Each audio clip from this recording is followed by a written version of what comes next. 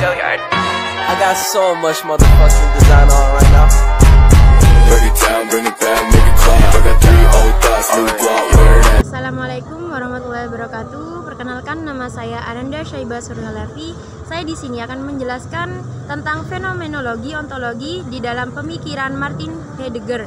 Kita akan berdiskusi sejenak mengenai fenomenologi yang dirumuskan Edmund Husserl. Ia merumuskan suatu cara untuk memahami realitas, terutama dengan menekankan fenomena keterarahan kesadaran pada objek yang selalu berada di dalam konteks dunia kehidupan tertentu. Pada kesempatan ini, kita ingin memperkenalkan kalian pada pemikiran Martin Heidegger yang notabene adalah murid dari Husserl. Heidegger mengembangkan filsafat Husserl ke level ontologi, yakni refleksi mengenai realitas keseluruhan sebagai ada. Heidegger adalah seorang yang sangat ahli di dalam metode Sokratik. Di dalam kuliah-kuliahnya, ia seringkali mengajukan pertanyaan-pertanyaan tajam kepada para pendengar kuliahnya, supaya mereka menjadi bingung dan mempertanyakan semua asumsi-asumsi pemikiran yang mereka miliki, serta dapat memulai diskusi dengan pemikiran terbuka. Proyek utama filsafat Heidegger adalah mempertanyakan makna ada. Konsep itu sendiri memang sudah menjadi bagian dari refleksi filsafat selama berabad-abad. Heidegger lah yang kemudian menggunakan kembali konsep tersebut di dalam filsafatnya. Namun apa sesungguhnya arti kata ada? Apa arti penting dari konsep itu? Di dalam filsafat Heidegger, kata ada memiliki beragam makna. Salah satu komentator otoritatif atas filsafat Heidegger yang bernama Hubert Dreyfus pernah berpendapat bahwa ada adalah latar belakang dari semua tindakan keseharian manusia yang dapat dipahami dengan akal budi. Thomas Cezanne, ahli Heidegger lainnya, berpendapat bahwa konsep ada merupakan konsep yang mencakup keseluruhan realitas. Ada adalah konsep yang ada di dalam setiap bentuk pengetahuan manusia tanpa terkecuali. Setiap pemikir besar biasanya memiliki satu ide dasar yang sifatnya revolusioner. Ide dasar itu biasanya merupakan jawaban atas suatu pertanyaan yang juga tak kalah revolusioner menurut penelitian yang dibuat oleh Freud. Pertanyaan yang menggantung di seluruh filsafat Heidegger sebenarnya adalah apa maksud sesungguhnya dari konsep ada.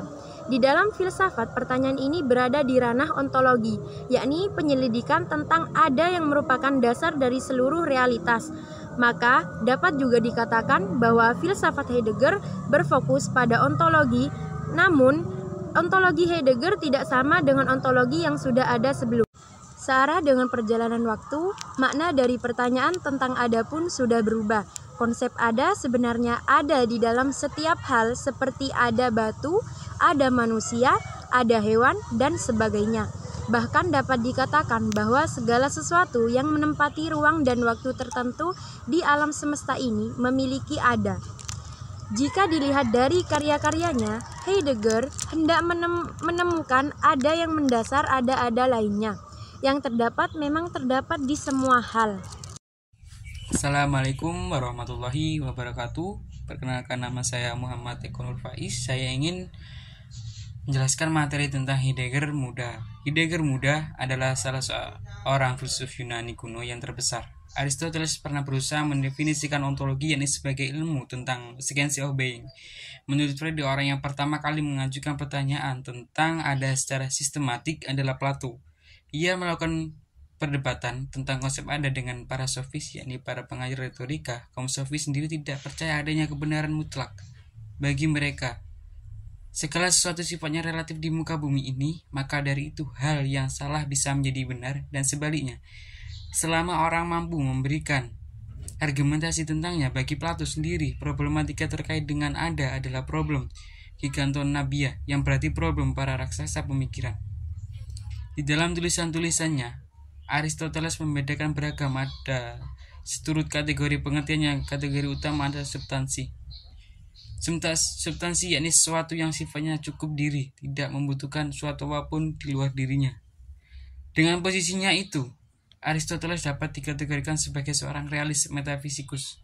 Ia mengakui keberadaan objektif dari kategori ada, maka ia disebut sebagai seorang realis. Dan ia menjadikan konsep ada sebagai pusat penyelidikannya, maka ia disebut sebagai seorang metafisikus.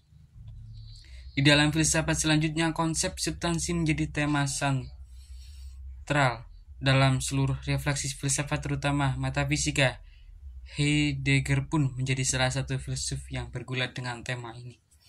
Heidegger sendiri pun membutuhkan waktu lama untuk melampaui tradisi berpikir Aristotelian ini. Bahkan menurut Freud, tulisan-tulisan Heidegger sebelum Being and Time, seperti pada The Doctrine of the Judgment in Psychologism yang merupakan disertai doktoralnya, dan The Theory of Categories and Meaning of Duns Scotus, tidak menunjukkan originalitas ataupun pemikiran-pemikiran revolusioner.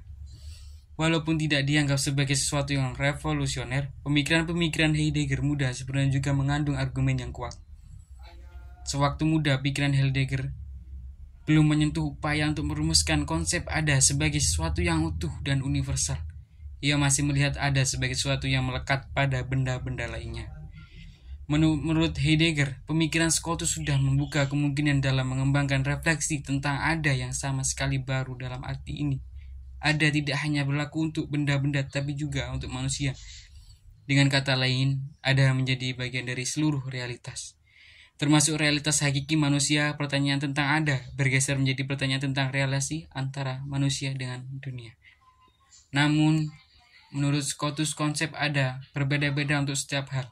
Kemudian membedakan dua hal, yakni ada dari alam, being of nature, dan ada dari akal, being of reason.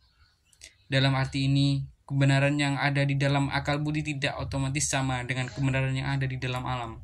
Pikiran adalah penanda. Suatu hal dari pemikiran Scotus yang kiranya sungguh mempengaruhi Heidegger adalah bahwa walaupun pikiran dan realitas itu tidak selalu sama, namun keberadaan realitas itu sendiri ditentukan oleh pengertian subjek tentangnya. Terima kasih. Assalamualaikum warahmatullahi wabarakatuh. Perkenalkan, nama saya Yusnida Abila. Di sini saya akan menjelaskan tentang Being and Time. Buku Wujud dan Waktu mempunyai dua proyek dasar. Yang pertama adalah proyek untuk membangun interpretasi baru terhadap seluruh sejarah filsafat. Yang kedua adalah memperjelas konsep keberadaan. Proyek terakhir ini telah lama menjadi obsesi pribadi Heidegger. Kedua proyek ini dikenal juga dengan nama analisis ontologis desain sebagai pembuka cakrawala untuk menjelaskan makna keberadaan secara umum dan kehancuran sejarah yang dipelajari. Dalam Being and Time, Heidegger ini memahami keberadaan seluruh realitas dalam pengertiannya yang paling dinamis.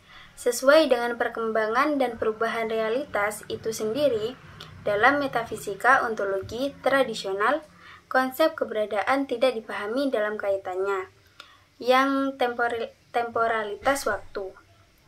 Padahal konsep waktu, seperti yang selalu ditegaskan Heidegger, berkaitan erat dengan konsep keberadaan itu sendiri. Untuk mengubah pemahaman tentang keberadaan itu sendiri, Heidegger kemudian mencoba memahami keberadaan melalui makhluk yang mampu berpikir dan mempertanyakan keberadaan, khususnya manusia itu sendiri. Bagi Heidegger, manusia bukanlah entitas yang terisolasi dan juga tidak menjadikan dunia sebagai landasannya. Manusia adalah makhluk yang landasan dan fitrahnya dibentuk oleh dunia. Dalam pengertian ini, kita dapat mengatakan bahwa cara keberadaan manusia adalah dengan berada bersama dunia, berada di dunia, dan berada di sana pada saat yang bersamaan. Namun, ketiga cara tersebut, hidup ini tidaklah cukup. Modus eksistensi yang berlaku pada manusia yang memerlukan eksistensi, bukan pada eksistensi itu sendiri. Dalam Being and Time, Heidegger menganalisis manusia secara ekstensif sebagai makhluk yang mempertanyakan eksistensi, bukan eksistensi itu sendiri. Jika Heidegger tidak melanjutkan refleksi filosofinya, itu karena pada kenyataan ia tidak menyimpang jauh dari pemikiran Husserl. Heidegger hanya mendeskripsikan cara eksistensi manusia dalam kaitannya dengan dunia tanpa secara langsung mendalami pertanyaan tentang eksistensi itu sendiri, yang merupakan inti proyek filosofinya. Saya Risma Al-Mahfuda, saya akan melanjutkan materi dari Abila, yaitu Being and Time. Heidegger adalah orang pertama yang memperkenalkan konsep kepedulian. Perawatan diri adalah hubungan mendasar antara manusia dan alam. Karena manusia selalu mempunyai hubungan yang erat dengan alam, maka sudah selayaknya manusia ikut serta dalam perawatan dan pemeliharanya. Heidegger juga berpendapat bahwa manusia adalah bagian dari keseluruhan alam, karena mereka selalu ada di dunia. Oleh karena itu, manusia dan alam merupakan satu kesatuan ontologis yang utuh dan tidak dapat dipisahkan. Oleh karena itu, sikap manusia yang benar terhadap alam adalah sikap menganggap alam sebagai bagian dari kemanusiaan. Manusia dan alam adalah satu, karena gambaran dunia adalah gambaran dunia yang diberikan kepada dirinya sendiri.